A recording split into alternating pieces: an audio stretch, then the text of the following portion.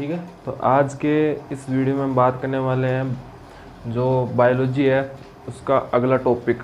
ठीक है, मैंने पिछले वीडियो बना रखा है, उसमें मैंने मेल गैमेटोफाइट बता रखा है। ठीक है, कि जो हम पिछले जो प्लांट रिप्रोडक्शन पढ़ रहे थे, ठीक है, उसमें मैंने मेल गैमेटोफाइट तक बता दिया है। अब देखो जो फीमेल गैमेटोफाइट मतलब जो मादा युग्मोत्मीद है, ठीक है, हमने नर युग्मोत्मीद प्राकरण के बारे में पढ़ लिया था।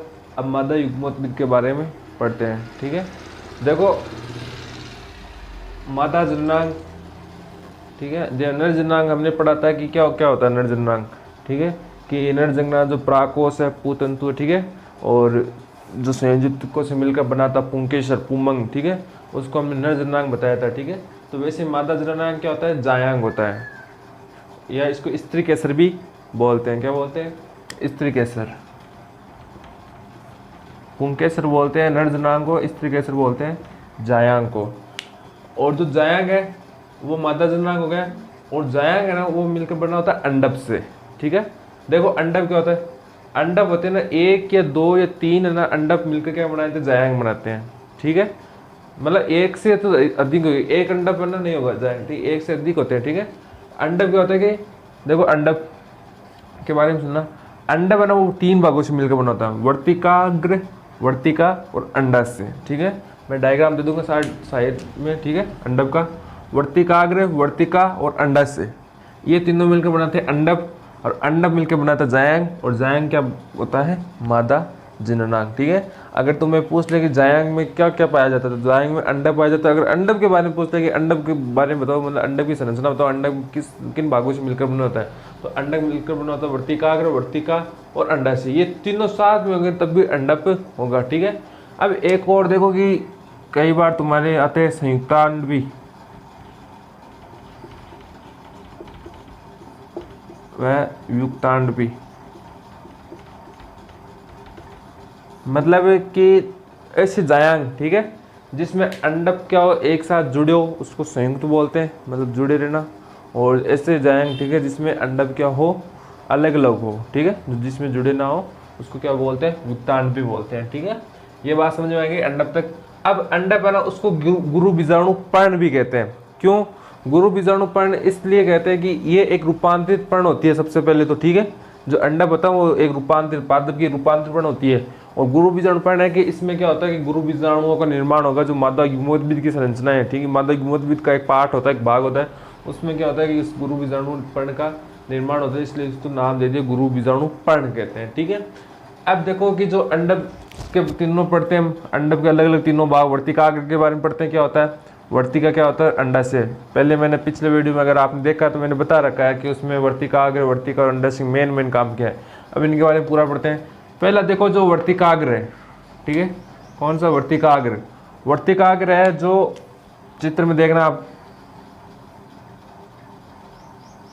मैंने पहले भी बताया था, उस दिन भी पिछले वीडियो में बता रखा है, जो सबसे ऊपर वाला भाग होता है किसका, अंडप का। ठीक है, जो अंडप का सबसे ऊपर वाला भाग होता है उसमें क्या होगा, अवतरण मंच, मतलब प्राकणों के लिए अवतरण मंच। ठीक है, मैंने बताया था कि जब नर पादप से क्या होते हैं, नर जो पादप है, ठीक है, अगर पादप एक लिंगी है या द्विलिंगी है, ठीक, द्विलिंगी है, जब नर पादप से क्या होगा, प्राकणों को स्थानांतरण कहाँ होता है, यहाँ तक मादा पुष्पक होता है, तो उसमें अंडप का जो ऊपर वाले भाग होता है वर्तिकाग्र, ठीक है, जो क्या करता है ऐसे अवतरण मंच की तरह क्या करता है कि अवतरण मंच की तरह कार्य करता है। कैसे, जैसे मान लो ये वर्तिकाग्र है, ठीक है, परागण क्या होंगे, वायु की सहायता से या मधुमक्खी किसी की सहायता से, ठीक है, परागण हो रहा है, ठीक है, किसी की सहायता से यहाँ पर आकर गिरेंगे इस मंच पर। ठीक है, अब यहाँ से क्या होता है कि वो अंदर की ओर जाएंगे, ठीक है, किसमें, अंडप की ओर, अंडप के अंदर प्रवेश करते हैं, तो इसलिए ऊपर वाला भाग होगा ना वो क्या करेगा, अवतरण मंच की तरह कार्य करेगा, किसके लिए, परागणों के लिए। ठीक है, इसके अंदर, इसके बाद में क्या होगा कि जो और की जो आगे की प्रोसेस है वो क्या होती है, शुरू हो जाती है। ठीक है, ये तो हो गया वर्तिकाग्र। अब देखो एक बात और बता देता हूँ जो तुम्हारी किताब में नहीं है, लेकिन एक बेसिक बात है कि कभी कभी मतलब जो हम आगे पढ़ेंगे, मतलब अगर तुम्हारे से थर्ड चैप्टर में दे रहेगा, इस चैप्टर में नहीं है, ठीक है, उसमें क्या होता है अवतरण मंच है ना, वो क्या होता है कि जो ये वर्तिकाग्र, ये सभी प्राकरणों के लिए क्या होता है, अवतरण मंच की तरह कार्य नहीं करता। मतलब ऐसा है कि अब मान लो ये नीम का पादप है या फिर गुड़हल का पादप मान सपोज करो, एक बार सरसों के पादप के प्राकण आकर गिर गए, भाई किसी गार्डन में गुड़हल का पादप भी लग रखा है और सरसों को लग रखा है, अब उसके प्राकण आगे गुड़हल के पादप पे वर्तिका आकर गिर गए, तो क्या आगे की प्रोसेस स्टार्ट होगी? तो ये भी क्या होता है कि हार्मोनेटिक, ठीक है, जेनेटिक रूप से वर्तिका आगर में ऐसी प्रक्रिया, कोशिकी प्रक्रिया पाई जाती है जिसमें वो क्या होता है कि दूसरे पादप के दूसरी जातियों के जो परागण है उनको नकार देता है, उनकी प्रोसेस को आगे नहीं बढ़ाता है। इसके बारे में आगे बताऊंगा, ठीक है। अब देखो दूसरा है वर्तिका, ठीक है, जो मैंने चित्र में बता रखा है, चित्र देख लेना। लंबी नलिका होती है, ठीक है, जिस लंबी नलिका होगी जिसमें पराग नलिका का विकास होता है, मतलब अगर सेम जाति के परागण आकर वर्तिका अगर इस मंच पर गिरे और परागण क्या होगी, यहाँ से क्रिया स्टार्ट होगी और नीचे क्या होगी, पराग नलिका का निर्माण बनना स्टार्ट हो जाएगा। मैंने बताया भी था कि पराग नलिका जो वर्तिका में पराग नलिका बनती है वो किसकी सहायता से बनती है, ठीक है। मैंने बताया था परागण में 2 कोशिकाएं होती है, एक कायिक कोशिका और एक जनन कोशिका। जनन कोशिका तो बनाएगी 2 नए युग्मक और कायिक कोशिका बनाती है पराग नलिका का निर्माण करवाती है, ठीक है। ये तो हो गया वर्तिका, ज़्यादा कुछ है नहीं, बस एक एक काम है इसके जो मोस्ट है, जैसे ये अवतरण मंच के लिए कार्य करता है इसलिए मैंने एक काम लिख दिया, और पराग नलिका का विकास करवाता है वर्तिका। अब तीसरा देखो अंडाशय। अंडाशय क्या होता है कि जो जायांग अंडक का ना नीचे वाला आधारी फुला भाग होता है, ठीक है, जिसमें क्या पाया जाता है, बीजांड पाया जाता है, ठीक है। बीजांड या इसको बोलते हैं गुरु बीजाणु धानी, ठीक है। गुरु बीजाणु धानी क्यों बोलेंगे, इसमें गुरु बीजाणु का निर्माण होगा, ठीक है, जो अभी पढ़ेंगे गुरु बीजाणु जनन में, ठीक है। अब देखो बीजांड पाया जाता है और बीजांड है ना, ये बीजांड सन से जुड़ा रहता है, ठीक है, मतलब जो बीजांड के बाहर की ओर आसन पाया जाता है जिसमें मतलब बीजांड जुड़ा रहता है, ठीक है। और ये किसकी सहायता से जुड़ा रहता है, ये जुड़ा रहता है बीजांड वृंत की सहायता से। किससे जुड़ा रहेगा, बीजांड सन से जुड़ा रहेगा, बीजांड सन से जुड़ा रहेगा, ठीक है। अब देखो कि जहां ये दोनों जुड़ते हैं ना उसको बोलते हैं नाभिका, ठीक है। जैसे एक सब आपको अगर बायोलॉजी का बेसिक नॉलेज सुनना, ठीक है, जैसे आपने ये पढ़ा कि जो ह्यूमन रिप्रोडक्शन है, मानव में जो नर है उसमें आपने देखा होगा 10वीं क्लास में आप एक नाम सुना होगा, अपर्रा या प्लेसेंटा नाम सुना होगा, ठीक है। उसमें क्या होता है कि जो हमारी जो यहाँ पर नाभि होती है ना पेट के अंदर, ठीक है, पेट में वो क्या कि जो जब भ्रूण क्या होता है कि जब भ्रूण होता है, ठीक है, हम क्या होते हैं 9 महीने की अवस्था में होते हैं माँ के पेट में, तो उस टाइम क्या होता है कि प्लेसेंटा और जो भ्रूण है वो जुड़े रहते हैं एक दूसरी सहायता से। वहाँ पर क्या होता है कि जो पोषण पदार्थ है या ऑक्सीजन है या ब्लड, उनका क्या होता है कि सर्कुलेशन होता है, आदान प्रदान होता है। तो वहाँ पर भी क्या होता है कि उसको हम यहाँ पर नाभिका बोलते हैं, क्योंकि नाभिका की सहायता से प्लेसेंटा क्या होती है, किससे जुड़ी रहती है, भ्रूण से जुड़ी रहती है, ठीक है। तो वैसे क्या होगा, बीजांड होने तो और बीजांड है ना जुड़ा रहता है, वहाँ उस स्थान को, स्थल को बोलते हैं नाभिका, ठीक है। याद रखना क्या, नाभिका बोलते हैं, ज़्यादा मोस्ट है नहीं। अब देखो एक नोट है, एक रेफी नाम दे रखा है तुम्हारी बुक में, क्या होता है रेफी, ठीक है।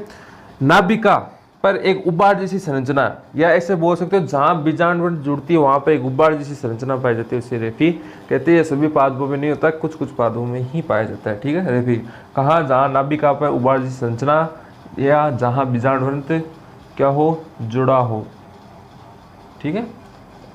अब देखो बीजांड की संरचना, ठीक है, इसका भी चित्र दे रखा है, देख लो। बीजांड की संरचना में देखो क्या होता है, बीजांड गोलाकार होता है ज़्यादातर, ठीक है, और इनके बाहर अध्यावरण आवरण पाए जाते हैं इनकी सुरक्षा के सुरक्षित, ठीक है। अब ये अध्यावरण के आधार मतलब एक अध्यावरण है तो एक अध्यावरणी बीजांड, 2 है तो द्विअध्यावरणी, और बहुत सारे अध्यावरण पाए जाते हैं, ठीक है।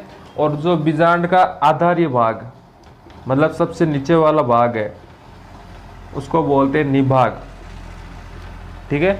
और निभाग से क्या होता है, अध्यावरण का निर्माण स्टार्ट होता है, ठीक है। यहाँ देख लेना निभाग ऊपर की ओर दे रखा है, उसमें क्या होता है कि इसके जस्ट आसपास के अध्यावरण है, ठीक है, उनसे क्या होता है नीचे की जो अध्यावरण का निर्माण होता है और सबसे क्या होता है आधारी भाग क्या होते हैं निर्माण, ठीक है। और इसमें देखो आप चित्र में देखना बीजांड काय दे रखा है, ठीक है। बीजांड काय मतलब जो अर्धसत्व कोशिकाएं होती है या मर्दूत की कोशिकाएं पाई जाती है, किसमें बीजांड में बहुत सारी मर्दूत की कोशिकाएं पाई जाती है। इनका कार्य भी आगे बताऊंगा मैं क्या होता है, बीजांड जो बीजांड काय का कार्य क्या होता है, ठीक है।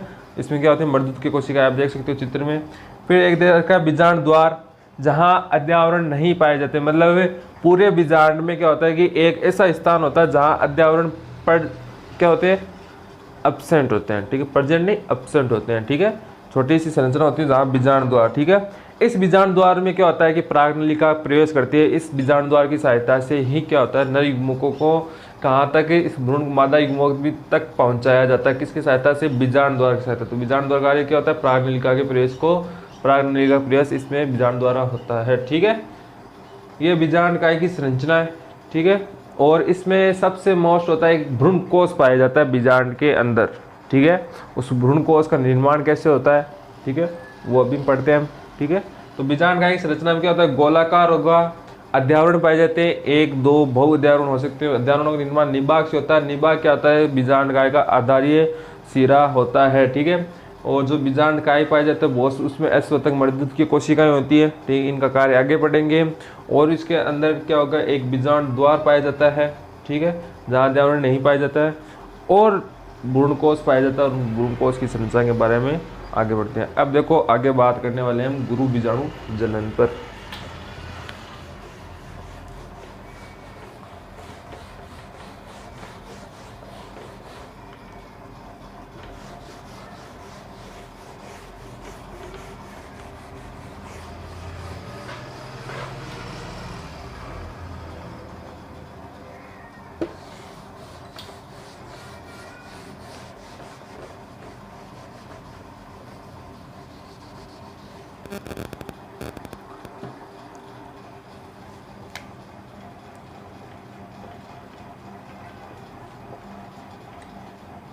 देखो इससे पहले एक बात सुनना, गुरु बीजाणु जनन से पहले बीजांड के प्रकार।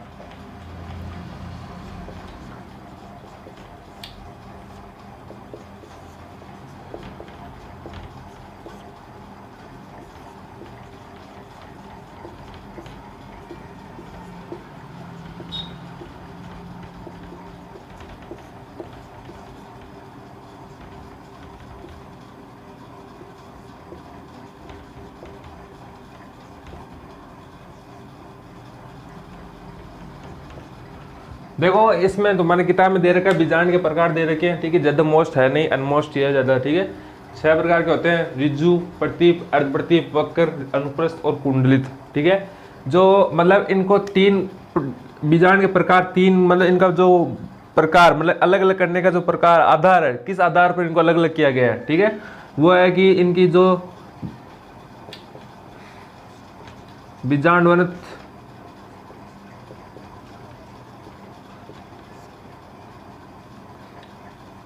निबाग और बीजांड द्वार, इन तीनों की उपस्थिति के आधार पर, मतलब जो ये ऋजु बीजांड होता है ना, उनमें क्या होता है कि तीनों एक ही दिशा में पाए जाते हैं। जैसे मान लो पहले बीजांड वृंत है, उसके ऊपर बीजांड द्वार, उसके ऊपर निबाग है, और उसके ऊपर मतलब तीनों एक ही दिशा में एक लाइन में पाए जाते हैं, ठीक है। प्रति बीजांड होता है, ठीक है, जो क्या होता है कि 100 जो क्या प्रति बीजांड है ना 180 डिग्री बनाता है, 90 डिग्री नहीं 180 डिग्री, ठीक है। जो ऐसे इनमें क्या होता है, इनका कोण होता है 180 डिग्री, तीनों का कोण होता है 180 डिग्री, ठीक है। और ये याद रखना, प्रति बीजांड क्या एंजियोस्पर्म है, लगभग 82% एंजियोस्पर्म है। कितने, ये जो आसपास के हमारे पादप होते हैं इनमें क्या होता है, प्रति बीजांड पाया जाता है। अर्धप्रतीप जिसमें 90 डिग्री का कोण बनाता है। वक्र जो वक्र बनाए हुए रहता है, ठीक है। अनुप्रस्थ होता है, ठीक है, जो एक अनुप्रस्थ, ठीक है, एक अनुदैर्ध्य होता है, एक अनुप्रस्थ, ठीक है। और एक कुंडलित, ठीक है, एक कुंडली बनाए हुए रहता है, 360 डिग्री कोण बनाए हुए रहते हैं। ज़्यादा मोस्ट है नहीं, इसलिए मैं नॉर्मल ऐसे बता रहा हूँ, ठीक है। अब देखना गुरु बीजाणु जनन।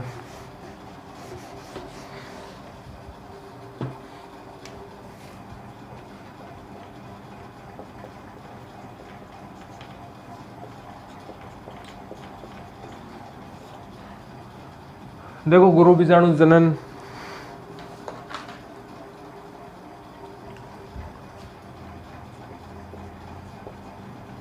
हर जनन के लिए एक मात्र सेल होती है, मात्र गुरु बीजाणु मात्र कोशिका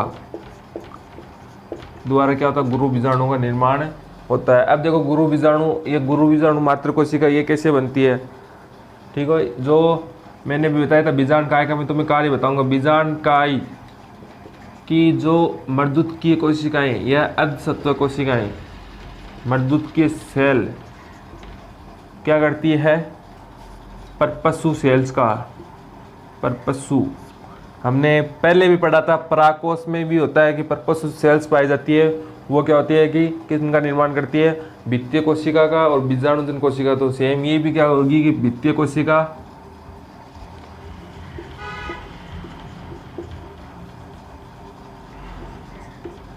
प्राथमिक भित्तीय सेल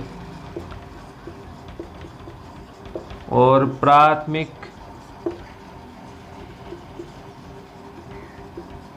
बीजाणुजन सेल दो का निर्माण करती है। ठीक है, कि जो गुरु बीजाणु जनन है वो उसका क्या होता है, गुरु बीजाणु मात्र कोशिका क्या करती है, गुरु बीजाणु का जनन कर मतलब गुरु बीजाणु निर्माण करेगी। ठीक है, अब ये गुरु बीजाणु मात्र कोशिका कहाँ से बनी कि जो बीजांड काय की मर्दुत्कीय कोशिकाएं थी वो क्या करती है कि आकार में परपस्सु कोशिकाएं बना लेती है। परपस्सु कोशिकाएं क्या करती है, आकार में बड़ी होती है, पोषण प्राप्त करती है, और एक तो भित्तीय कोशिका बनाएगी, वो क्या करेगी, जो बीजांड भित्तीय उनका निर्माण करती है। बीजाणुजन कोशिका वो क्या करती है, विभाजन नहीं करती है, वही क्या करती है, गुरु बीजाणु मात्र कोशिका का कार्य करती है। कौन सी, गुरु बीजाणु मात्र सेल का कार्य करती है। अब ये गुरु बीजाणु मात्र कोशिका क्या करती है, अर्धसूत्री विभाजन करती है। क्या करती है, अर्धसूत्री विभाजन में आपको पता है कि एक कोशिका से 4 कोशिकाएं बनती है। ठीक है, तो कितने अर्धसूत्री विभाजन से क्या बनाती है, गुरु बीजाणु बनाती है, कितने, 4 गुरु बीजाणु जनन में। अब बात ध्यान से सुनना मेरी, यहाँ पे गुरु बीजाणु जनन में क्या होता है कि पराकण में हमने देखा था कि 4 पराकणों का निर्माण होता है। ठीक है, वहां पर भी ठीक है, लेकिन वो चारों क्या होते हैं कि एक्टिव होते हैं। लेकिन यहाँ पर देखो कि जो गुरु बीजाणु मात्र कोशिका, गुरु बीजाणु जनन में क्या, गुरु बीजाणु मात्र कोशिका क्या करती है, अर्धसूत्री विभाजन करती है। अर्धसूत्री विभाजन से 4 गुरु बीजाणुओं का निर्माण करती है। वापस सुनना, गुरु बीजाणु मात्र कोशिका अर्धसूत्री विभाजन द्वारा 4 गुरु बीजाणुओं का निर्माण करती है। ठीक है, अब ये 4 गुरु बीजाणु होते हैं ना, इनमें से क्या होते हैं कि इनको चतुष्क बोल लो, 4 है संस्कृत में, चतुष्क बोल लो। उन 4 में से 3 तो क्या होते हैं, अक्रिय यानी इनएक्टिव या डीएक्टिव होते हैं, और एक क्या होता है, सक्रिय होता है। ठीक है, और ये सक्रिय क्या होता है, जो सक्रिय गुरु बीजाणु है, सुनना ध्यान से, सक्रिय गुरु बीजाणु क्या बनाता है, मादा युग्मोद्भिद।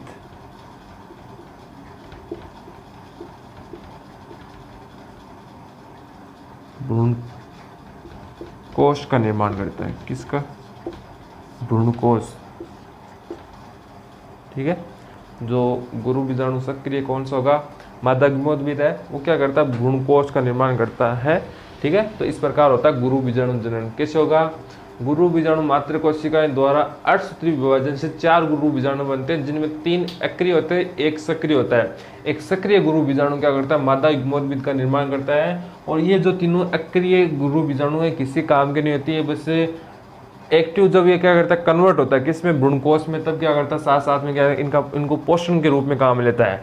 ये सिर्फ काम आते हैं पोषण के रूप में, किसके रूप में, पोषण के रूप में क्या होते हैं, काम आते हैं। ठीक है, अब देखो अपन पढ़ेंगे भ्रूणकोश या मादा युग्मोद्भिद की संरचना है। ठीक है,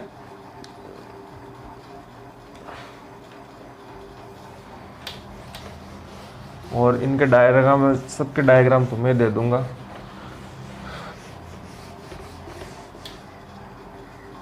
ये सबसे मोस्ट है और बड़ा सवाल इसमें से बनता है, भ्रूणकोश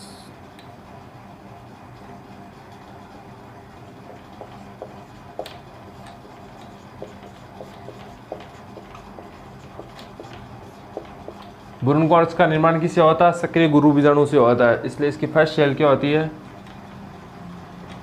प्रथम कोशिका क्या होती है, अगुणित सक्रिय गुरु बीजाणु क्या होता है, अगुणित सक्रिय गुरु बीजाणु होता है। ठीक है, अभी क्या होता है कि ये जो बीजांड का कोशिका है, ठीक है, जो भ्रूणकोश है वो क्या करता है, धीरे धीरे किससे प्राप्त पोषण प्राप्त करता है? कौन? भ्रूणकोश बीजांडकाई से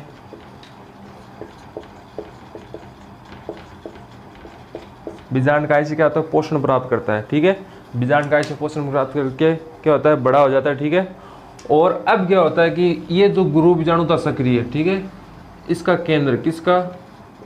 गुरु बीजाणु का केंद्र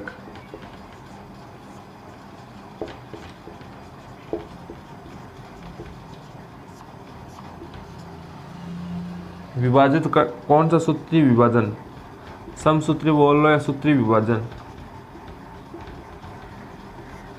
से 8 केंद्रक बनाता है। ठीक है, अब मैं तुम्हें समझा रहा हूँ चित्र की सहायता से, और चित्र डायग्राम में पूरा समझना उधर। ठीक है, अब इसमें देखो गुरु बीजाणु केंद्रक था। ठीक है, भ्रूणकोश में शुरुआत में देखो, यहाँ से समझना 8 कैसे बने। देखो ये भ्रूणकोश क्या था? गुरु बीजाणु था। इसने विभाजन किया, 2 बनाए, एक ये बना लिया, एक ये बना लिया, तो ये तो गया। फिर इसने विभाजन किया, एक ये बना लिया, और इसने भी विभाजन किया, समसूत्री। यहाँ पर विभाजन होते 3 समसूत्री विभाजन होते। ठीक है, तो 1 2 पहला समसूत्री विभाजन, दूसरा, दोनों साथ में हो रहे हैं, और फिर ये भी क्या बना लेगा? 2 बना लेगा, ये भी 2 बना लेगा, ये भी 2 बना लेगा, ये भी 2 बना लेगा। ठीक है, तो अब क्या हो गए? 1 2 3 4 5 6 7 8, ये पीछे वाले ये जो बाकी बचेंगे। ठीक है, ये क्या हो जाएंगे? तीसरा समसूत्री विभाजन यहाँ हो गया। समसूत्री विभाजन में क्या? असूत्री विभाजन में तो 4 बनते हैं, समसूत्री विभाजन में 2 बनते हैं। ठीक है, जो क्या होते हैं? सेम मात्र कोशिका के समान होते हैं। ठीक है, समझ में आई? अब 8 केंद्र बना लिए ना। अब देखिए बात सुनना, इसमें ये सारे क्या होते हैं? अगुणित होते हैं। क्या होते हैं? एन वाले। ठीक है, सारी क्या होते हैं? एन। जो गुरु बीजाणु केंद्र है वो पहले 1 से 2 बनाएगा।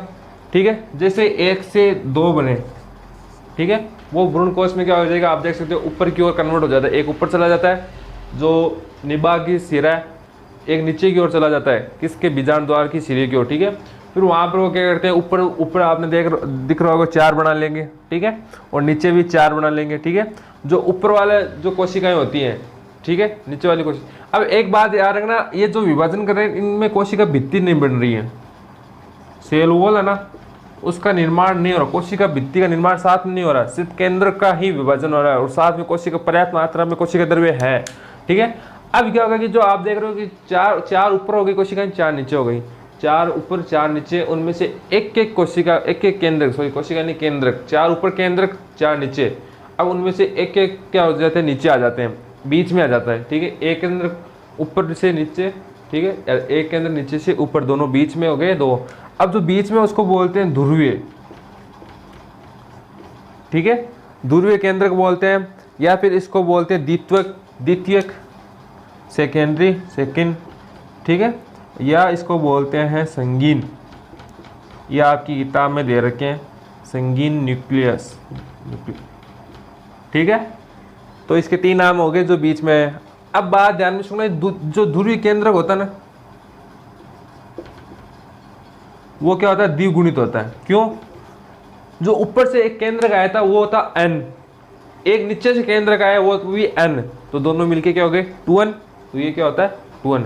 अब ऊपर जो ऊपर कितने केंद्रक बचे? 3 केंद्रक ऊपर बचे, 3 नीचे बचे, 3 बीच में 2, 8 हो गए ना, 8 केंद्रक। ठीक है, अब ऊपर क्या हो जाती है कि वो तीनों केंद्रक क्या बना लेते हैं? 3 कोशिकाएं बना लेंगे। ठीक है, उनके कोशिका भित्ति बन जाती है। नीचे वाली भी 3 कोशिका भित्ति बना लेते हैं और कोशिकाएं बन जाती है।